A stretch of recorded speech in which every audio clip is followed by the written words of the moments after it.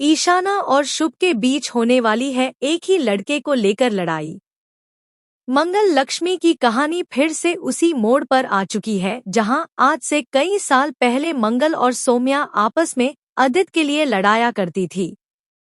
बिल्कुल उसी प्रकार से अब ईशाना और शुभ का कैरेक्टर भी एक ही लड़के के बीच में दबता हुआ नजर आएगा, जहां ईशाना और शुभी दोनों एक ही लड़के से प्यार कर बैठे हैं। जिस तरीके से पहले हमें सौम्या और मंगल की कहानी बताई जाती थी, बिल्कुल उसी प्रकार से हमें अब ईशाना और शुभी की कहानी आगे देखने को मिलने वाली है। इसका मतलब यह नहीं है कि मंगल की कहानी का अंत हो चुका है।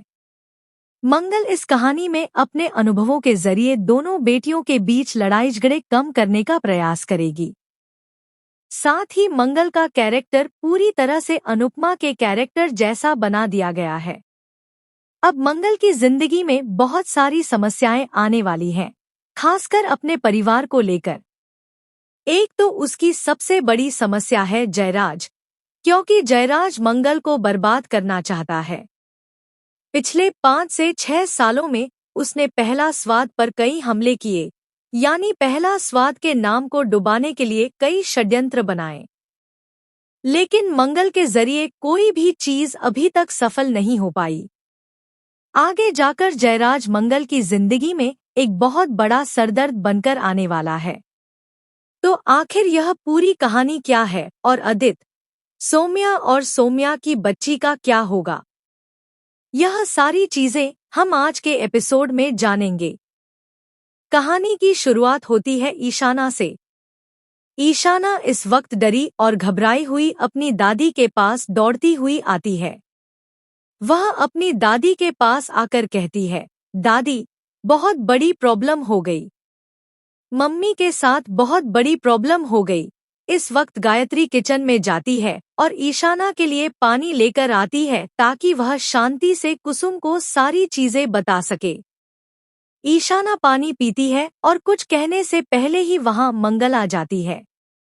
कुसुम मंगल को देखकर थोड़ी राहत की सांस लेती है, क्योंकि जिस तरीके से ईशाना घबराई हुई थी और बार बार अपनी मां मंगल का नाम ले रही थी, कुसुम को लगा था कि कहीं मंगल के साथ कोई बड़ा हादसा तो नहीं हुआ।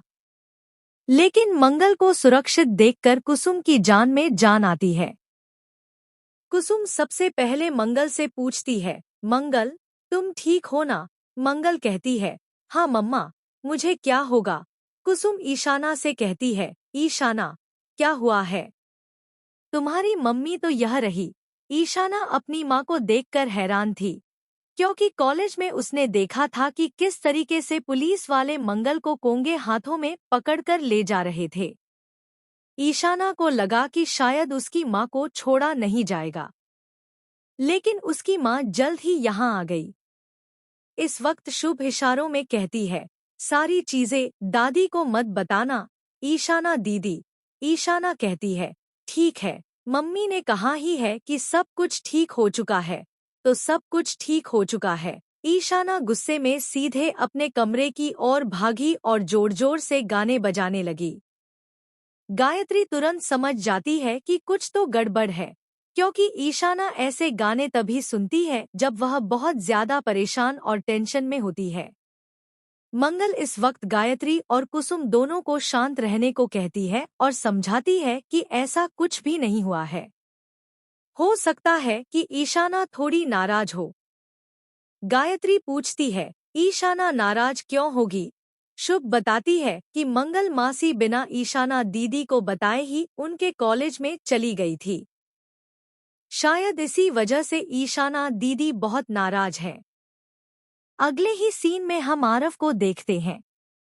आरव गुस्से में है अपने मकान मालिक से, क्योंकि उसके मकान मालिक ने बिना उससे पूछे उसकी मां से 1 साल का एडवांस रेंट ले लिया। आरव कहता है, हर महीने मैं रेंट देता हूँ ना, आपने मेरी माँ से रेंट क्यों लिया? मकान मालिक कहता है, तुमने पिछले 2 महीने से रेंट नहीं दिया था। आरव कहता है, तो फिर आपको मुझसे आकर मांगना चाहिए था ना, आपने मेरी माँ से पैसे क्यों लिए? मुझे अब इस घर में रहना ही नहीं है। इतना कहकर आरव वहां से चला जाता है। मकान मालिक सोच में पड़ जाता है कि आखिर यह व्यक्ति अपनी मां से इतनी नफरत क्यों करता है। अब इन दोनों के नफरत के बीच उसे 1 साल का एडवांस रेंट वापस देना होगा। इसी बीच मंगल शुभ के साथ किचन में खाना बना रही होती है, या कहें कि ईशाना के लिए फेवरेट खीर बना रही होती है। मंगल के दिमाग में एक सवाल आता है कि आखिर शुभी पुलिस स्टेशन में जयराज के पिता को कैसे ले आई। शुभ उन्हें कैसे जानती है और जयराज को कैसे जानती है। शुभी बताती है कि जिस तरीके से पुलिस वाले उसकी मासी यानी